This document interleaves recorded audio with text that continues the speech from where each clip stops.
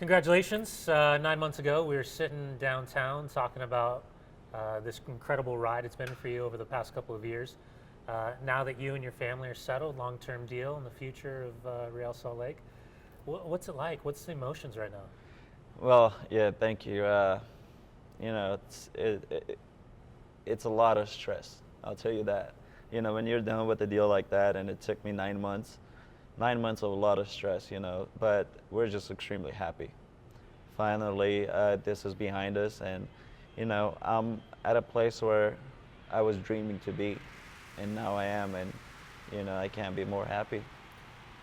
I'll say this out loud because this is the first thing that came out to my mind was when I read the press release and I see how happy you are about everything. There's still a contract that was in place with Spartak Moscow. So the reality is, in my world, that for you to take this move to secure your long-term future for you and your family and want to be in Salt Lake City, there's still pieces that you have to deal with over in Moscow with the club. And one would imagine walking away from a pretty significant deal over there as well. Yeah, yeah. Well, obviously, when you make a deal of this magnitude, you have to sacrifice, and it's as simple as that. It's never for me. Now it's not about the money. It was about my family. It's about my kids. It's about what makes us more happy than just making the money. Obviously, if I was thinking about the money, I wouldn't have been here. Simple as that. There's no two ways about it. But I'm very happy with what we came up with.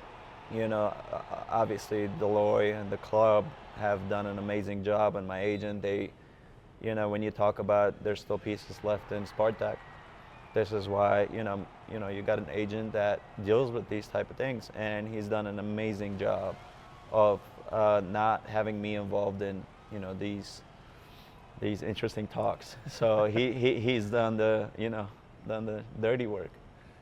6 years ago, you and I grabbed a coffee and we were talking about kind of your desire to prove yourself, to take the path less traveled.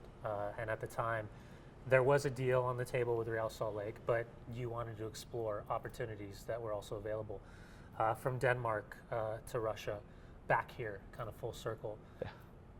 Why is Salt Lake City the right decision? Why is this club the right decision, not only for you and your playing career, but to raise your children and your family? Well, I mean, I definitely remember the coffee we had, and going back and thinking how everything worked out, I wouldn't change anything because, 6 years ago, the only thing I had in my mind was leave, go get experience, go put yourself in tough environments and, prove yourself. That was the only thing in my mind, and, I wanted to do that. I did that. We went through it with my family, wife, kids, I can't say it was always, fun. But at the end of the day, that's what makes you into who you are, forms you into the person, you want to be. And going through it with your family and with your kids and, all the difficult situations. And then coming back to Salt Lake and remembering how Salt Lake was, how welcoming it was, and then coming back with all the difficulties that you see over there, and you come back and you see the smiles and the appreciation people show you. It can't get any better. I'll tell you that, and I've seen that firsthand. It does not get any better than this.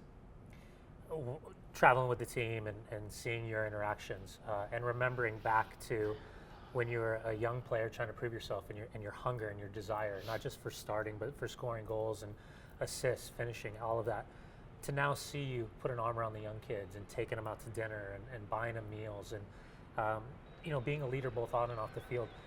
How have you kind of seen yourself evolve, and utilizing all that experience that you're talking about, all those tough times, and then kind of bringing up this young, fresh crop of players coming through RSL? Yeah, when you're young, when I was younger, I did not care about anything other than playing. I wasn't happy. Even when I was in Kansas City, I had 3 World Cup strikers in front of me. I still, I would still, go crazy for not playing. I would be pissed. But that's the drive I had, and that's the drive I have. That's what, that's a soccer player I am, is, you know, having that drive to always want to play, always want to score, always want to assist. But at the same time, the way I am now with, I would say, younger players is the way I wish somebody was with me, you know, when I was younger. I wish, you know, I had players back in the day, which we did, you know, I'm not taking anything away from anybody, any of the older guys, but at the same time, I want to do it better. I want to do a better job, you know. It's the way I wish somebody was with me. And that's the way I want to be with the younger players, where, you know, sometimes I don't want them to feel like, oh, you know, I can't afford a dinner, I can't afford anything. Or it's not even about the money, it's about the attention you show the younger players. Is, you know, just because you're older, just because you're this player, it doesn't make you any better than who they are, because they're your teammates and they're the ones that are going to help you win anything you're going to win. So you need them as much as they need you. You know, throughout the season, watching you integrate yourself, reintegrate yourself with the team, and holding players accountable, holding yourself accountable, raising the standard, the execution, all of that. But off the field, how important is it now, just for the future of this club, that you continue your role of what this past nine months have been as a leader going forward of this club? Well, obviously, you have to really, really relax at this time. I feel like as a club, you know, especially being 2 games out of the playoffs, it's very important to, you know, not get nervous. You know, you need to calm down and, you know, actually believe in what you're doing. And as a club, as a team, you know, to move forward, you just have to believe in what you have in the locker room. You know, it's nothing different from game 1 or game, you know, 2.